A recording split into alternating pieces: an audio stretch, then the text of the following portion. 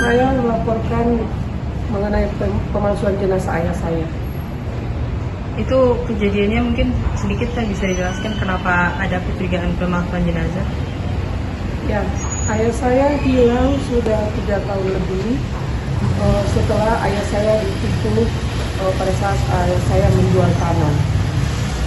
Nah, pada saat ayah saya menagih kepada pembeli untuk sisa penjualan itu, tapi kemudian ayah saya hilang. Sampai sekarang tidak tahu keberadaannya. Itu terakhir ada laporan di Polda Metro Jaya 2022.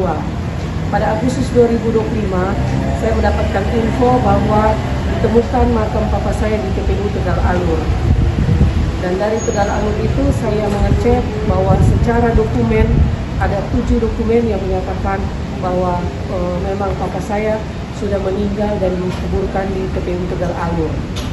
Dan setelah saya cek, yang mengirimkan jenazah papa saya ke TPU Tegal Alur adalah panti sosial yang berada di Cipayung, panti sosial gangguan jiwa.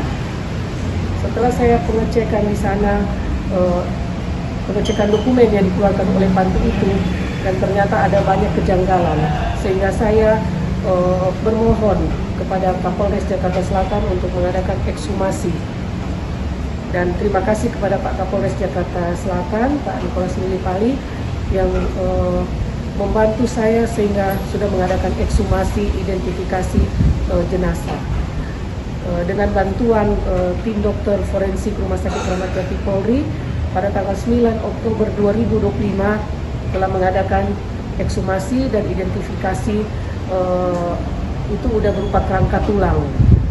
Dan pada hari itu juga saya identifikasi, saya melakukan tes DNA di Labdokes Cipinang. Dan kemudian hasil dari tes DNA itu bahwa DNA dari kerangka tulang itu yang awalnya katanya itu adalah dari ayah saya, ternyata tidak identik dengan tes DNA saya. Pada saat itu tes DNA itu sebagai pembanding saya dan dengan adik kandung papa saya. Nah, untuk itu jelas di sini bahwa ada terjadi pemalsuan jenazah atas nama papa saya, dan sudah jelas di sini bahwa ada rekayasa yang ingin memasukkan identitas papa saya dengan 7 dokumen dan dengan jenazah palsu, karena sudah terbukti di tes DNA bahwa kerangka itu, jenazah itu yang sudah berupa kerangka itu tidak identik DNA-nya dengan saya.